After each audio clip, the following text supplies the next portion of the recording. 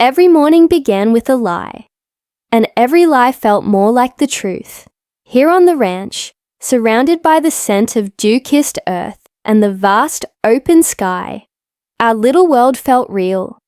I'd hang the laundry, the crisp white sheets dancing in the wind. A perfect picture of domestic life. Jason would be out mending the fence, the steady rhythm of his hammer a comforting sound. For a moment, you could almost believe it. You could forget this was all a contract, a carefully constructed illusion to save my family's land. "You missed a board there, husband!" I'd call out, a teasing lilt in my voice. He'd look up, a genuine grin spreading across his face, his eyes crinkling at the corners. "You're getting too good at this wife thing," he'd reply, and we'd share a laugh, a real laugh, short, unplanned, and dangerous in its sincerity. It was in these small stolen moments that the lines blurred, where the pretense felt less like acting and more like living. But the real world has a nasty habit of crashing down, and that morning, it arrived on a galloping horse. A messenger from town reined his horse to a sharp halt, kicking up dust and shattering our fragile peace. He spoke directly to Jason, his voice urgent. "Sheriff Coleman's spreading the word," he announced. "Says he found proof you sold stolen cattle in Red Creek." The air turned cold. I watched Jason's face, saw the color drain from it, his easy smile vanishing. My own heart plummeted. The old fears, the ones I'd been pushing down, resurfaced with a vengeance. I had to ask, "Is it true?" The question hung between us, heavy and accusatory. He looked at me, a flash of hurt in his eyes that felt like a physical blow. "You think I'd lie about that?" he asked, his voice low. My reply was quiet, barely a whisper, but it landed with the force of a confession. "You already lied once." The truth of those words, our shared deception, cut deeper than I ever intended. That night, the sky wept. Rain lashed against the windows of the ranch house, mirroring the storm brewing inside me. I found Jason in the dim light of the lantern, packing his saddlebag. My heart clenched. "You're leaving." He didn't stop, his movements swift and determined. "If Coleman rides here, he'll arrest me before I can prove anything," he explained, his jaw tight. "I have to find the man who really sold that cattle, a ranch hand named Burke." His plan was reckless, a desperate dash into the unknown, but the thought of him facing it alone was unbearable. "Then I'm coming with you." He stopped, turning to face me, his expression firm, resolute. "No, this isn't your fight."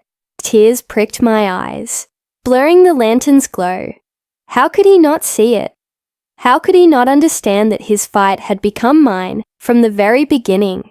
It became my fight the moment I said yes to your lie. I told him, my voice trembling with a mix of fear and conviction. He just looked at me then, truly looked at me. The rain had dampened my hair, plastering strands to my face, but I didn't care. All that mattered was the unspoken plea in my eyes, the raw courage I was trying so desperately to show. His resolve seemed to waver. "You'll get hurt, Elena," he whispered, his voice rough with an emotion I couldn't quite name. But I was done being afraid. I was done letting this lie dictate my life from the sidelines. I met his gaze, my own voice steady now. "Then let's get hurt together." In that moment, something shifted. Love, I'm learning, doesn't wait for a convenient time. It doesn't ask for permission.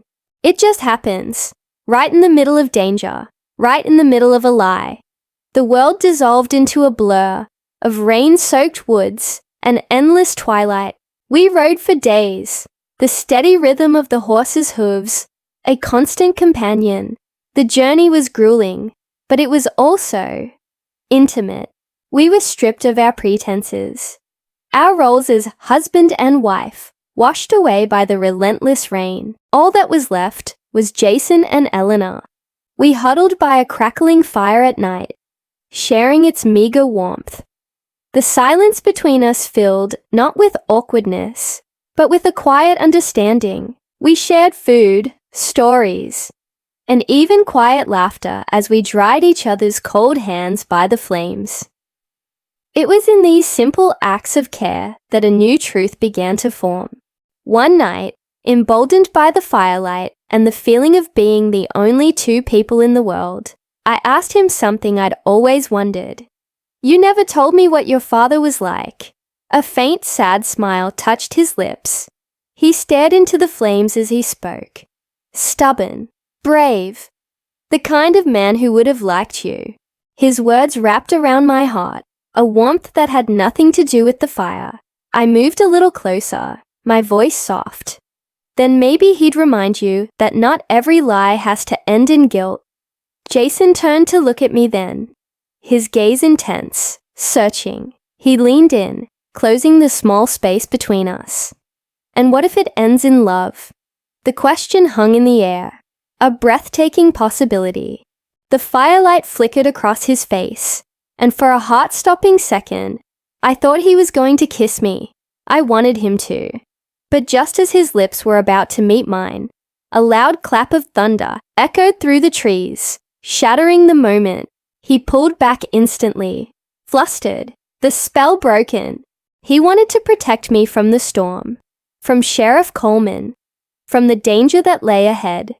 But his heart had already betrayed him, and mine, I realized with a jolt, had betrayed me too. We were no longer partners in a lie. We were partners in something far more dangerous and far more real.